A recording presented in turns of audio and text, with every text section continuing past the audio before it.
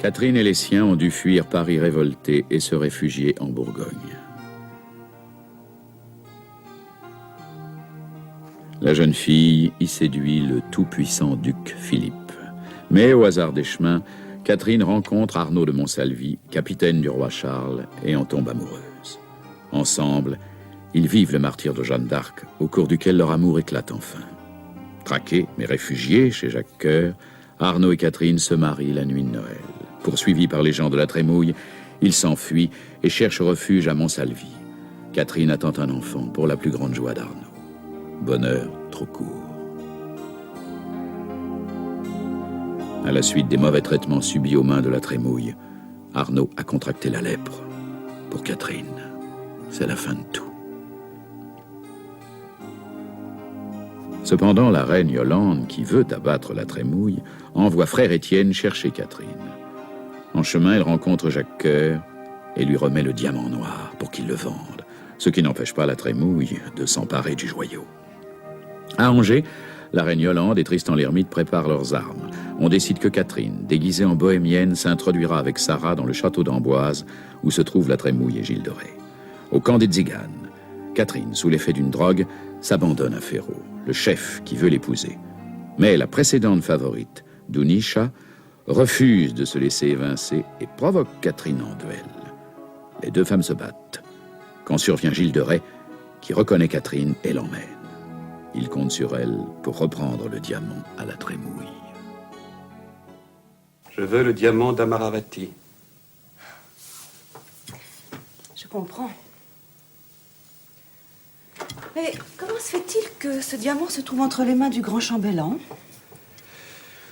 Nous avons su que vous l'aviez confié à Jacques Coeur et qu'il l'avait vendu ensuite aux Juifs à Brabanel, à Beaucaire. Il le lui avait vendu, mais par un curieux hasard, le Juif est mort. Peu de temps après, étranglé. Et vous venez de voir le nouveau possesseur du diamant noir.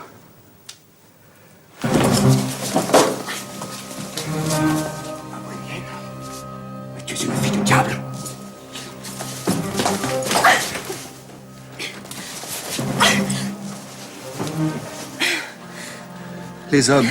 Les hommes viennent boire dans ta main comme des oiseaux craintifs. Sorcière. Donne. Tu traverses tous les dangers. Tu traverses tous les dangers. Tu reparais chaque fois plus belle. Lâchez-moi! Écoute d'abord! Demain, tu te donneras à la Trémouille. Tu voleras le diamant noir et tu me le remettras. Non. Alors, vous serez livrés aux flammes, ton égyptienne et toi.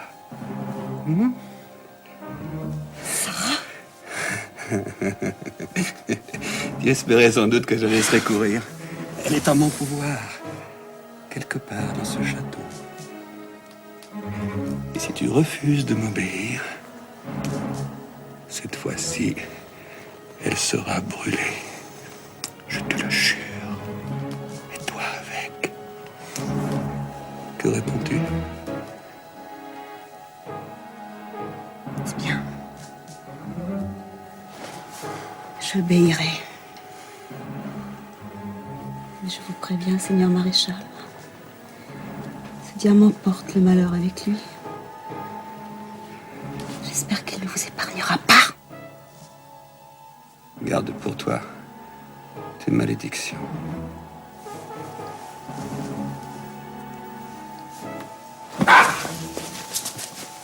Ne ne songe qu'à m'obéir! Comme une chienne que tu es!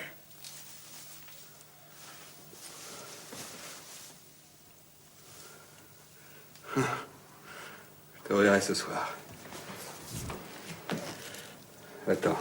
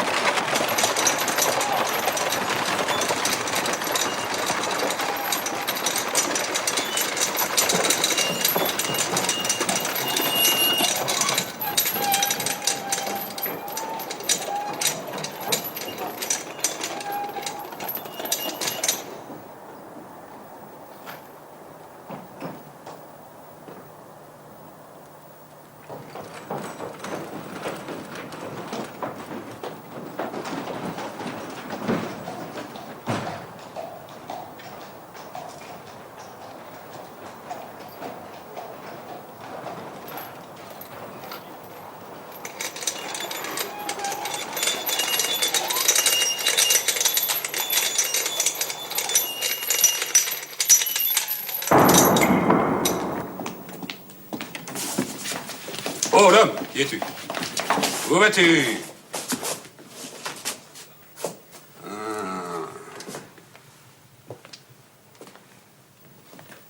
Ce paysan-là dégage un puissant fumé de bohémien.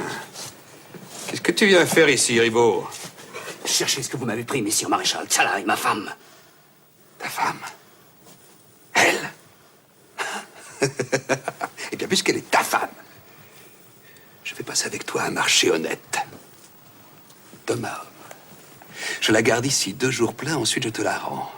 Et tu me jures, toi, de la garder jusqu'à la fin de sa vie. Ou de la tuer si elle essaie de te quitter.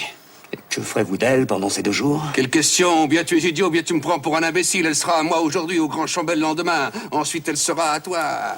Ad vitam aeternam. Je ne puis accepter ce marché, Seigneur. Cette femme est la mienne. Et je ne la partagerai ni avec vous, ni avec un autre. Ah, c'est ainsi que tu le prends. Ah, nous sommes des brigands et des larrons, paraît-il. Mais que doit-on dire de vous, gens des châteaux, quand vous nous dérobez nos femmes, nos filles?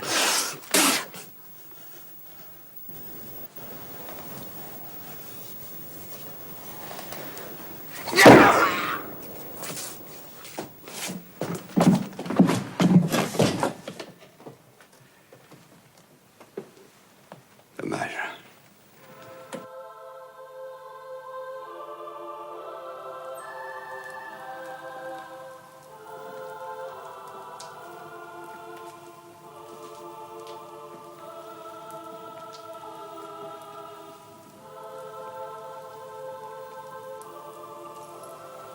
C'est dans la chambre du roi.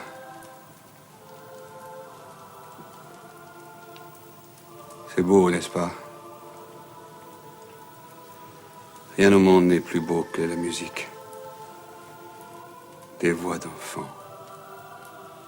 Douces.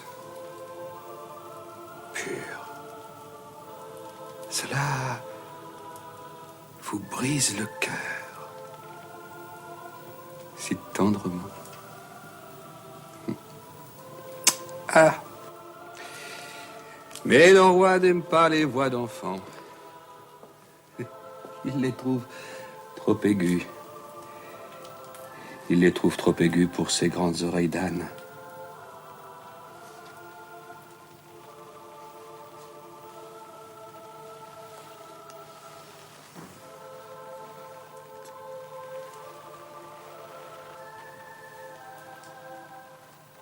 Déshabille-toi. Non. Ah, combien d'hommes!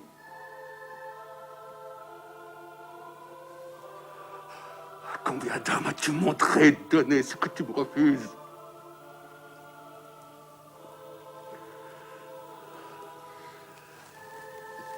Ce bohémien que tu as épousé, il t'a bien possédé, n'est-ce pas? C'est-tu qui s'est glissé ce matin dans le château pour te reprendre? Non, rassure-toi, rassure-toi. Il est maintenant au fond d'un cachot où la justice du grand chambellan viendra bientôt le chercher. Et tu sais comme la justice du grand chambellan est douce.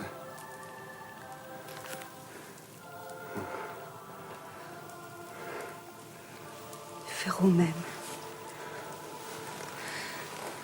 Ne lui faites pas de mal.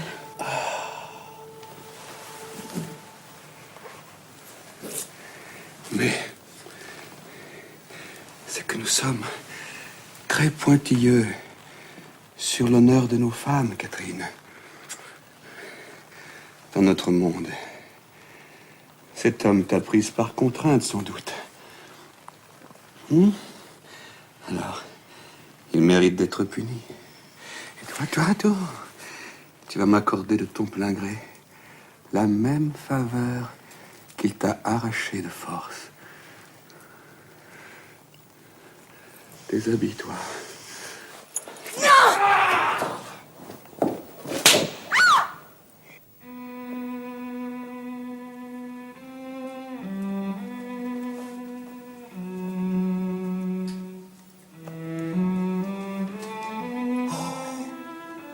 Le schnappant Je lui avais dit pourtant que je ne voulais pas qu'il t'abîme. Oh, laisse-moi voir.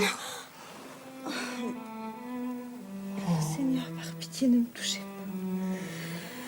Tout le corps me fait mal, comme si 20 démons s'étaient acharnés sur moi toute la nuit. Il est pire que 20, que 1000 démons, où il me paiera ça, le traître. N'aie pas peur, ma jolie biche. Je suis un véritable grand seigneur, moi. Pas un énergumène. Il m'avait promis que tu serais à moi ce matin, et voilà dans quel état il t'abandonne. Oh, le chien enragé, le chien gueuleux. Pourriez-vous faire venir quelqu'un pour soigner mes blessures? Je vais faire beaucoup mieux, trésor de beauté. On va te conduire dans mes appartements, où tu demeureras désormais. Mon médecin viendra te soigner. Nous ne nous quitterons plus. Mais le maréchal... Celui-là, après ce qu'il s'est permis, qu'il se garde bien de paraître jamais à ma vue. Sinon, il sortira dans un état pire que celui où il t'a mis. Nous allons te guérir, trésor de beauté. Après ça, tu seras gentille avec moi. Je suis votre servante.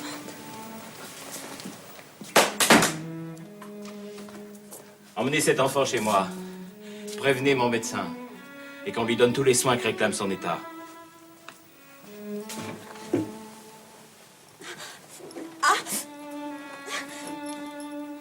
Doucement!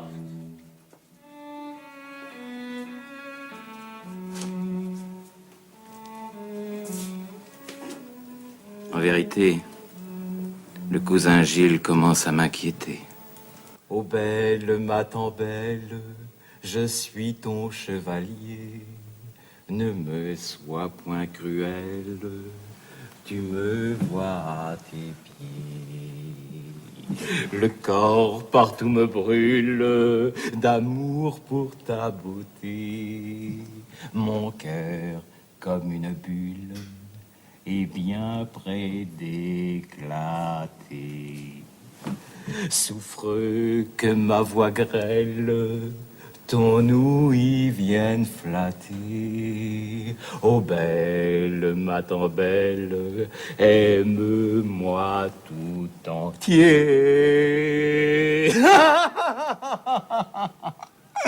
Quelle voix! Quel ménestrel, quel troubadour j'aurais fait si le destin ne m'avait pas marqué pour remplir les plus hautes fonctions de l'État. Comment te sens-tu? Beaucoup mieux, monseigneur. Ton cœur commence-t-il à battre pour moi? Pas encore, mais cela ne saurait tarder. Vous chantez de si belles chansons et de si belles façons. Tu Dieu, croirait-on jamais qu'une simple bohémienne soit capable de goûter les choses de l'esprit? Demande-moi ce que tu voudras. C'est accordé d'avance. Je serai ton Hérode. Tu seras ma Salomé. Que désires-tu? Seigneur, le maréchal a fait jeter au cachot le chef de ma tribu et ma sœur préférée. Et tu me demandes leur liberté? Vous êtes un homme si noble et si bon. C'est accordé. C'est tout. Pour l'instant, je ne vois rien d'autre. Alors, ne penses-tu pas qu'il serait temps de m'accorder ma petite récompense? Seigneur,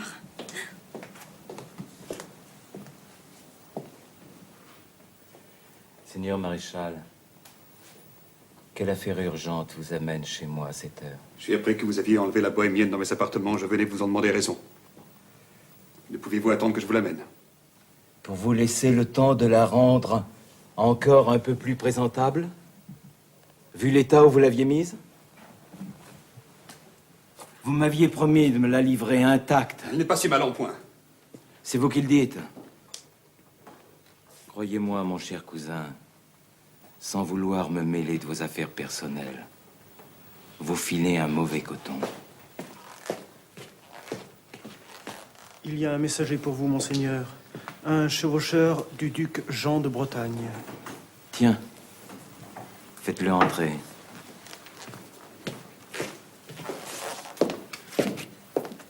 De la part du duc Jean, mon maître, qui vous assure par ma voix de son amour et de sa fidélité.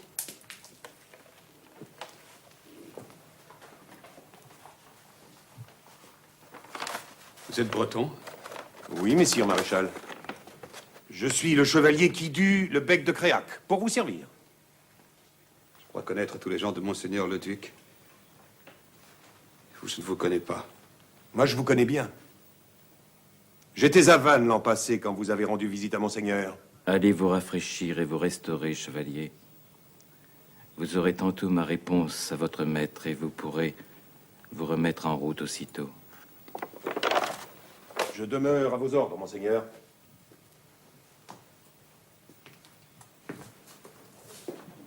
Retourne à ta chambre, petite. J'irai te rejoindre dès que j'aurai terminé cette affaire.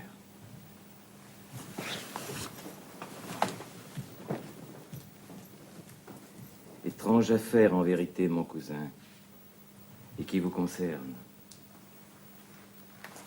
Moi? Voyez-vous, le duc Jean s'adresse à moi, sachant que le roi m'écoute volontiers, pour obtenir de notre sire qu'il vous renvoie en Bretagne sur le champ. Voilà qui est plaisant. Je commande des armées, l'ennemi est partout. Il faudrait que je rentre en Bretagne. En quel honneur? Des gens qui vivent sur vos terres, de Chantossé, de Machecoul, et aussi des gens de Vannes, de Nantes et d'autres lieux, ont fait retentir leur plainte auprès du duc Jean.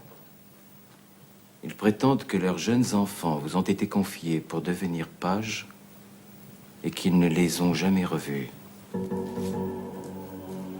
Voilà qui est étrange, non? C'est un conte à dormir debout.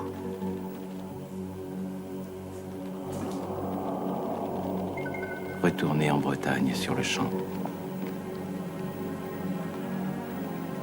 Si vous n'y allez pas, la rumeur ne fera que grandir. Et vous n'êtes déjà pas si populaire. Et vous? Mais moi, Gilles, le roi même. Et puis moi, je n'ai pas dilapidé ma fortune en folles dépenses. Au contraire, je n'ai pensé qu'à l'accroître. Et j'y ai réussi. Qu'importe l'impopularité lorsque l'on a le pouvoir et l'argent. Allez voir le duc, cousin. Allez vite. Et que Dieu vous vienne en aide.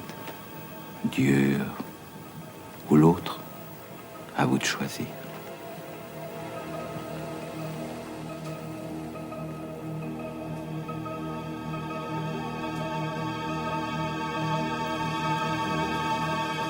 Et la fille? Viens un peu par ici. C'est toi, la fleur, que le maréchal est allé cueillir au camp des Bohémiens l'autre nuit? Oui, madame. Tu es mieux que ce qu'il rapporte d'habitude. Trop belle. Tu ne retourneras pas auprès de mon mari. Mais madame, si je n'y retourne pas... Tu entreras à mon service. Il n'aura qu'à se faire une raison. Voilà une affaire décidée.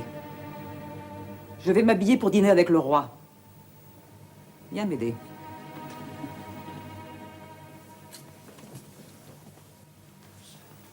On dit que les filles de ta race sont habiles aux enchantements et à la divination. On le dit, madame. On dit aussi qu'elles savent fabriquer des filtres capables d'inspirer à quelqu'un un amour irrésistible pour quelqu'un d'autre. C'est vrai. Et ce filtre magique qui livre un être sans défense à un autre. Tu le connais? Oui. Personne au monde n'est assez fort pour lui résister. Regarde.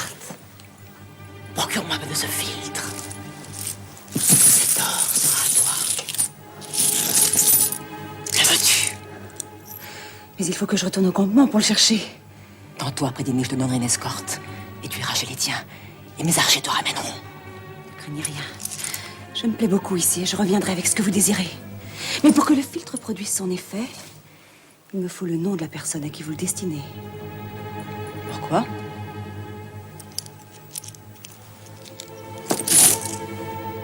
Pour faire les conjurations préparant le breuvage.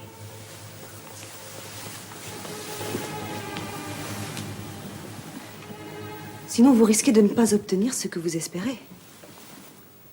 Bien. L'homme qui doit m'aimer est le frère de la reine Marie, le dernier fils de Yolande d'Aragon, Charles d'Anjou, comte du Maine.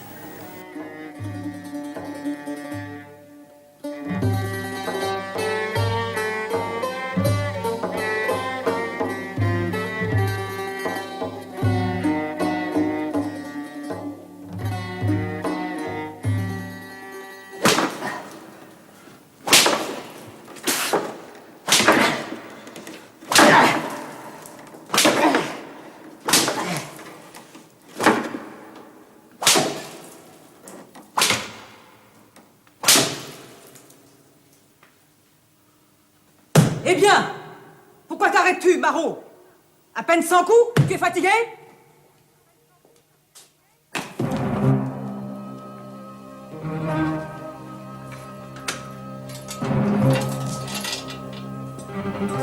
Tiens, tu es déjà de retour? C'est bien. As-tu ce que je t'ai demandé? Mais lui, pourquoi? Je lui ai rendu visite tantôt. Je fais ainsi de temps en temps le tour des cachots où mon mari tient ses prisonniers. Il y a quelquefois des gens qui méritent qu'on s'y intéresse. Cet homme me faisait pitié. J'étais prête à soulager sa misère. Et figure-toi qu'il m'a injurié avec la dernière grossièreté. Il n'y avait d'après lui qu'une femme au monde digne d'être aimée. Toutes les autres étaient des catins. Moi, la première. Alors, voilà. Maintenant, donne.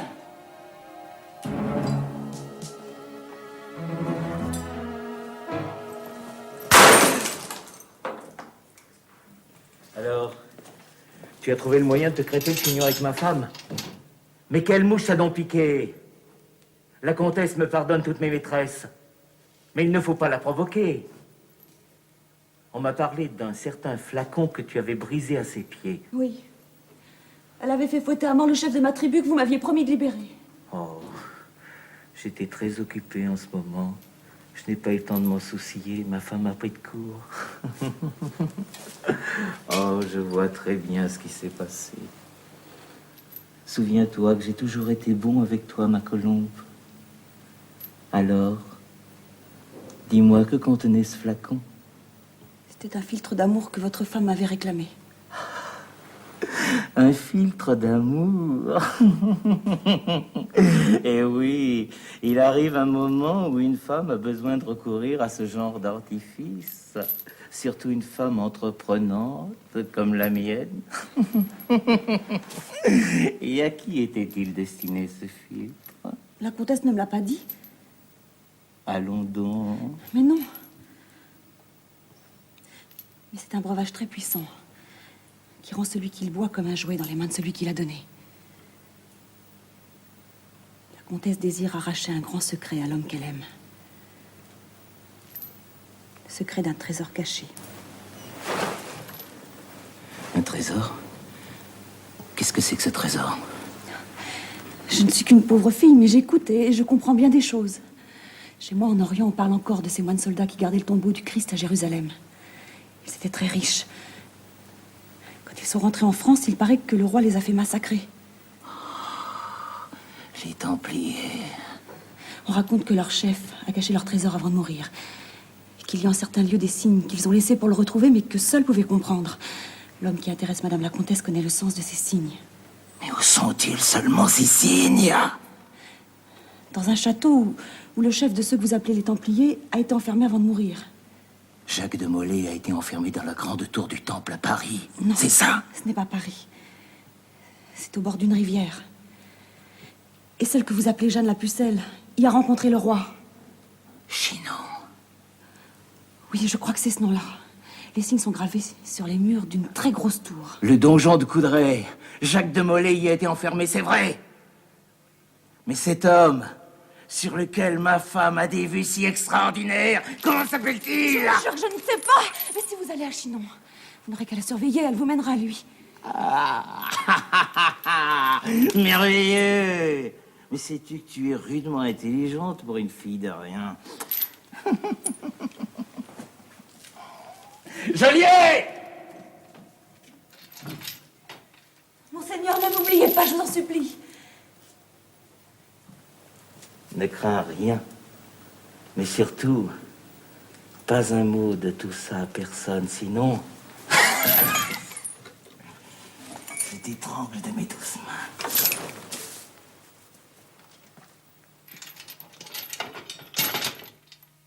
Pourquoi le maréchal nous a-t-il quittés si soudainement? Le duc Jean m'a fait savoir qu'il vous demandait de le lui envoyer, sire. J'ai cru bien faire d'accéder aussitôt à sa requête. Il semble qu'il y avait urgence. Vous avez bien fait, comme à votre habitude. Le duc vous disait-il ce qu'il voulait, à messire de Ray? Non, monseigneur. Alors comment pouviez-vous savoir qu'il y avait urgence? Le ton de cette lettre était sans équivoque.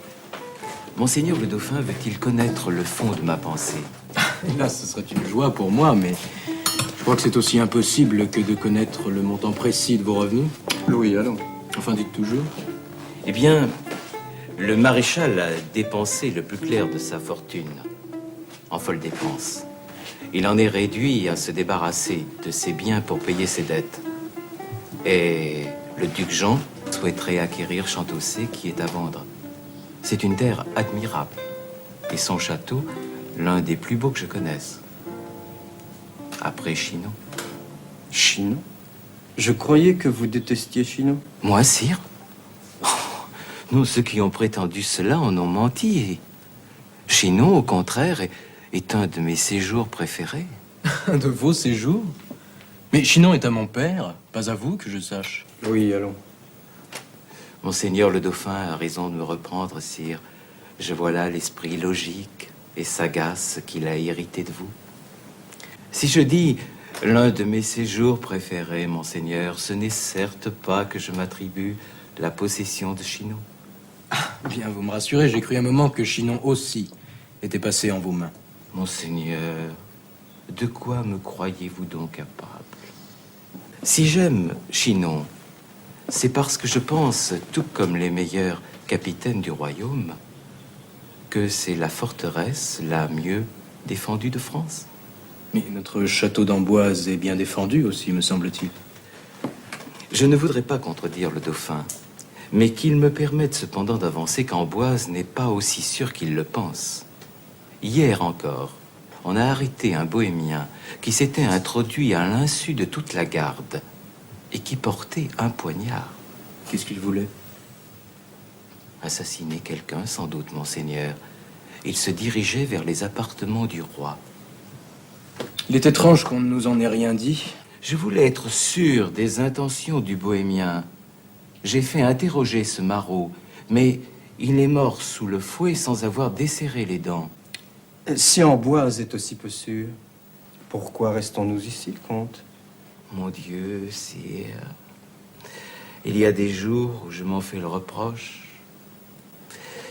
Il est certain que Chinon vous offrirait un asile plus sûr. Eh bien, puisqu'il en est ainsi, dès demain, à la première heure, nous plierons bagages et nous partirons pour Chinon. Dès demain? Mais pourquoi cette précipitation? Parce que lorsqu'une idée me semble bonne, mon cher Louis, je n'ai pas l'habitude d'en retarder l'exécution.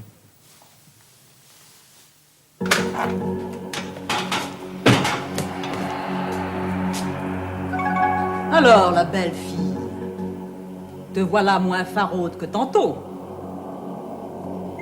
Sais-tu ce que ces deux-là vont te faire endurer? Que m'importe. Donnez-moi seulement un prêtre et je mourrai sans un cri. Depuis quand faut-il des prêtres égyptiennes? Les portes de l'enfer ne s'ouvrent pas sur une bénédiction aux sorcières.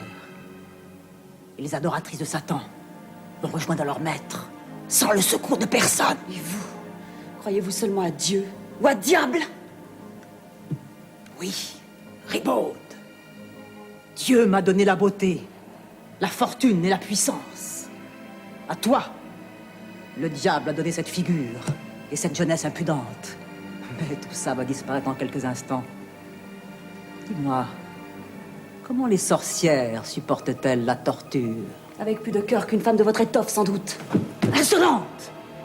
As-tu donc des charmes pour faire disparaître la douleur? Resteras-tu muette et insensible quand ces instruments se promèneront sur ta peau nue? Quand tes bras et tes jambes se disloqueront sur cette machine? Quoi que tu me fasses subir, ce ne sera rien auprès des tourments que tu endureras pour l'éternité. Femme maudite, criminelle, voleuse et catin! Tchalai te maudit et te promet le démon des doigts! Bourreau! Saisissez-vous d'elle et déployez toute votre science.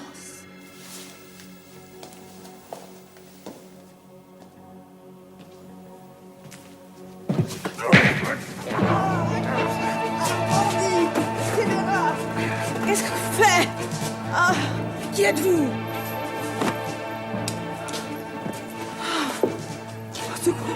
Trahison! Oh! Cette boîte était destinée à emporter votre dépôt.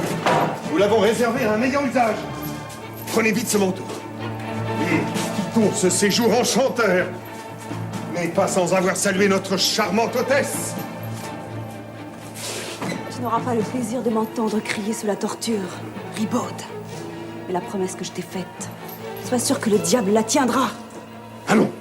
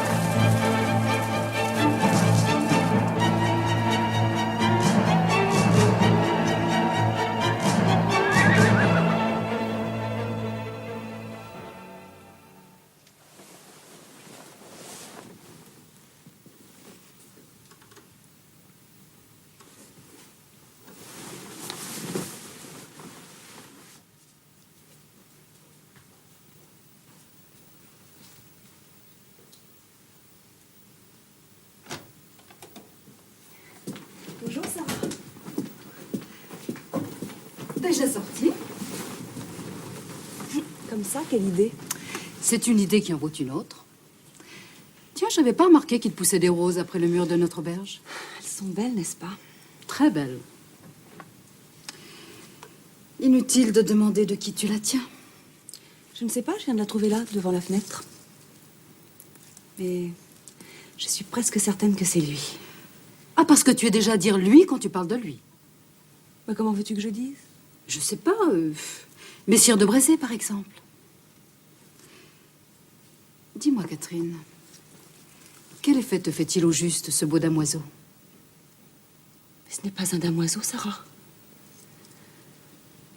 Quant à ce que j'en pense, il est beau, jeune, vaillant. Il m'a sauvée. Et il m'aime, tu comprends? C'est déjà beaucoup trop. Écoute, je sais mieux que personne ce que tu as souffert et ce que tu souffres encore. Mais je te supplie de prendre garde. Ce jeune homme a tout ce qui peut inspirer l'amour et je suis sûre que le sien est sincère. Mais tu ne serais pas longtemps heureuse avec lui. Celui dont tu portes le deuil t'a trop profondément marqué pour que tu puisses l'oublier. Je n'ai jamais vécu que pour lui. Mais qui parle d'oublier? Un autre que lui peut te convaincre de vivre désormais pour lui. Tu sais très bien que c'est impossible. Crois-tu?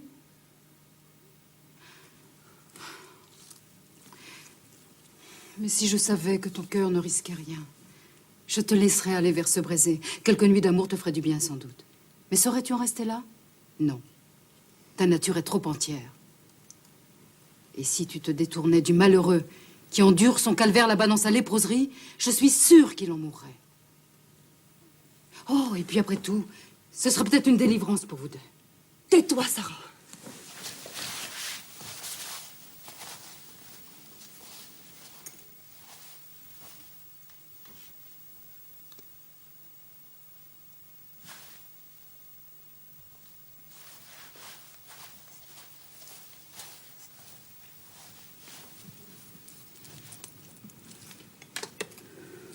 Quel drame pour deux roses.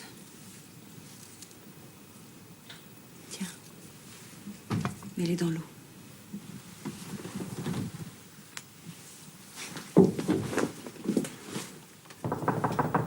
C'est Tristan. Puis-je entrer? Quel bon vent vous amène si tôt? Un vent de conspiration. Le rendez-vous est pour minuit. Où cela? Ici même. Les caves de l'auberge sont creusées dans le roc, sous le château. C'est très commode, un escalier communique. Tous les conjurés sont là. Et tout aussi impatients que vous d'en finir. Ah, on crève de froid dans ces caves.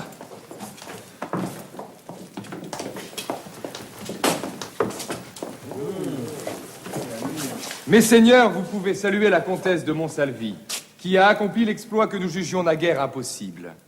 Si la Trémouille est aujourd'hui à Chinon, c'est à son courage et à son esprit que nous le devons. Soyez sûrs de notre admiration, madame, et de notre gratitude. Est-ce votre beauté qui a produit ce miracle? C'est à la cupidité du grand chambellan que je me suis adressée, messire. Non à sa concupiscence. Ah, vous lui avez offert de l'or. Un monceau, sans doute. Une montagne, pas moins. Le trésor des Templiers. Les seigneurs, voici notre chef.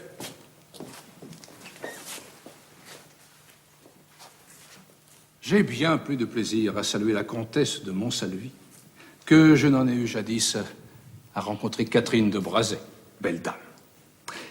Du diable! Si j'avais pu penser que vous vous étiez fourré dans le guépier d'Orléans par amour pour ce malheureux capitaine. Mais c'est encore par amour pour lui que vous me retrouvez dans celui-là, messire. Pour que vivent les miens, il faut que la Trémouille disparaisse. Nous allons nous employer à vous donner satisfaction à ce sujet, comtesse.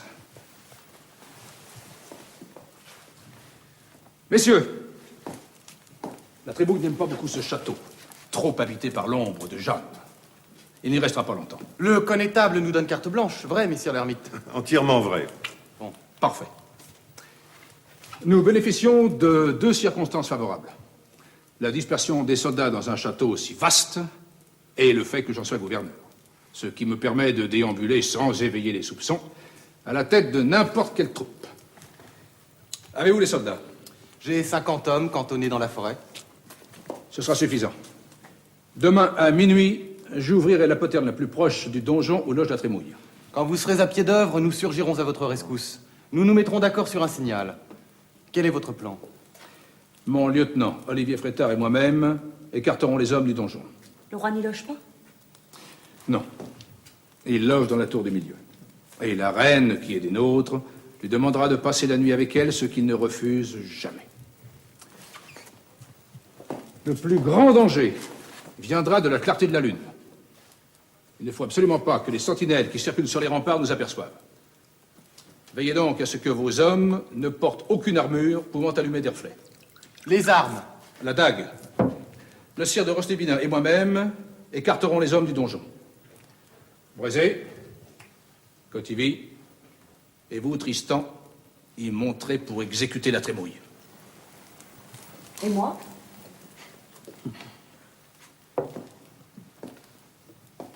Vous avez admirablement manœuvré, madame. Mais ce qui reste à faire est besogne d'hommes. Que ferions-nous d'une femme?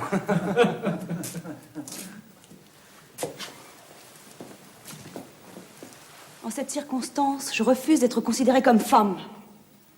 Je représente ici Arnaud de Montsalvi. Mes seigneurs, nous n'avons pas le droit de refuser à la comtesse ce qu'elle demande. Nous lui avons laissé courir de bien plus grands dangers sans faire les difficiles pour amener la Trémouille à Chinon.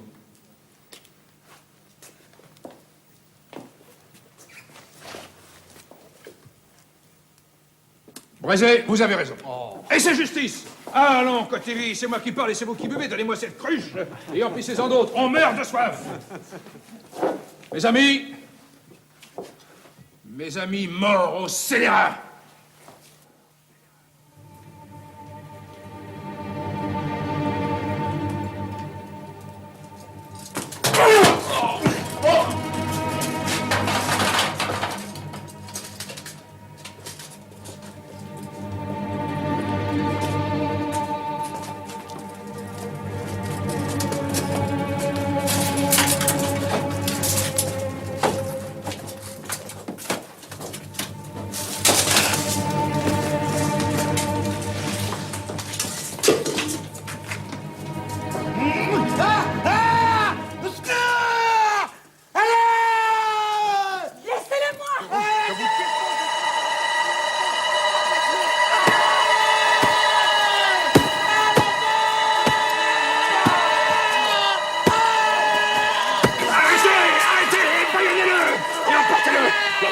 Demande ce qui se passe. Emportez-le au château de Montésor, ce genre de Braigue. Là, il sera jugé s'il n'est pas mort.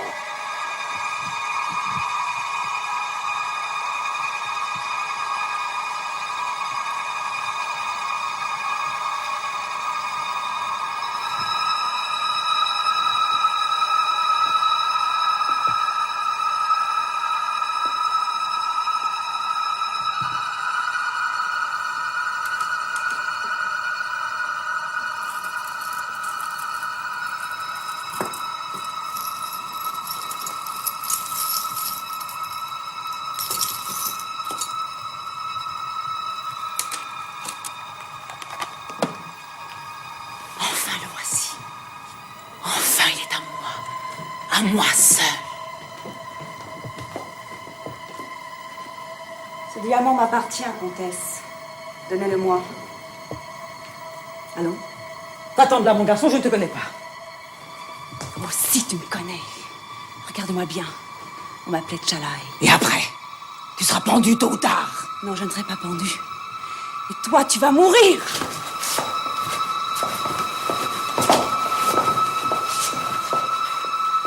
Regarde-moi bien. Je suis Catherine de Montsalvi. Montsalvi? Oui. Et toi, tu vas mourir de ma main pour le mal que tu as fait. Pour mon époux torturé. Pour Jeanne livrée. Pour le royaume pillé. C'est pas moi, grâce. Aucune grâce. Meurs donc. Vous ne devez pas tuer cette femme. Elle nous appartient. Elle ira rejoindre son mari. Son mari qu'elle était en train de piller. Laissez-moi donc faire justice, messire de Goku. Allons, Catherine.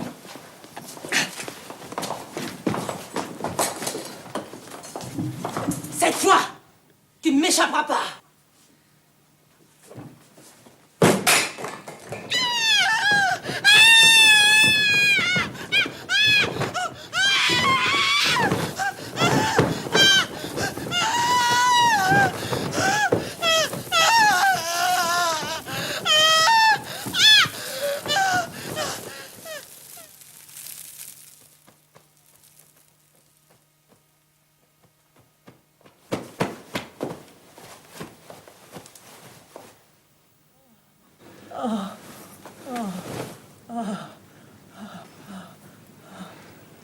Vous pouvez la laisser vivre à présent.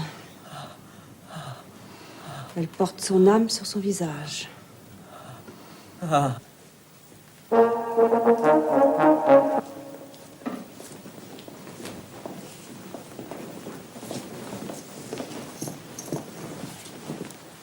Sire, mon fils, plaise à votre justice et à votre cœur de recevoir en leur grâce Catherine, comtesse de Montsalvi, dame de la Châtaigneraie, qui s'en vient à vos genoux implorer réparation des peines cruelles dont elle eut à souffrir du fait de l'ancien grand chambellan.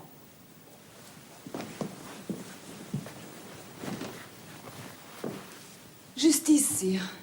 Non pour moi, mais pour mon époux injustement condamné. Madame, c'est le roi qui devrait être à vos pieds pour vous demander pardon. Je sais tout le mal qui a été fait aux plus fidèles de mes capitaines. J'en ai à la fois honte et douleur. Aujourd'hui, je veux que la maison de Montsalvi soit hautement rendue à l'autorité et à la prospérité. Messire Pierre de Brézé, vous arrivez de Montsalvi? Oui, sire. Voici ce que le roi m'a ordonné d'aller chercher. Messire Raoul de Gaucourt.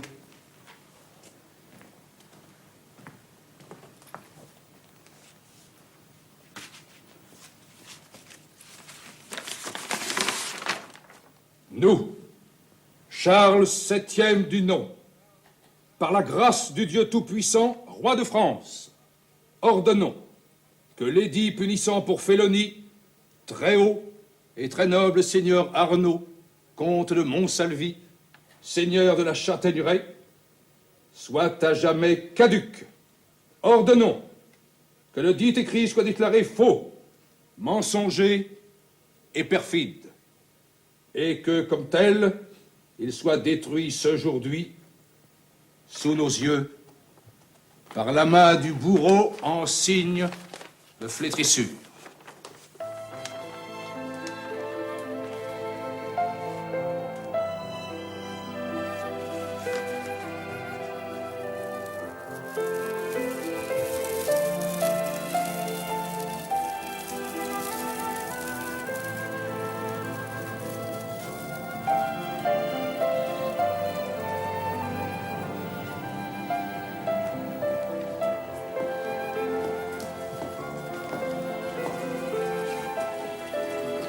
Votre place est auprès de nous, comtesse, en attendant que votre fils soit en âge de nous servir. Demain, notre chancelier vous restituera les actes vous rendant vos biens et seigneuries. Puis il vous comptera une somme en or. Malheureusement, votre deuil demeure que l'or ne saurait réparer. Le roi en a grand regret. Sire, ni moi ni les miens n'ont jamais douté que le roi ne fût grand.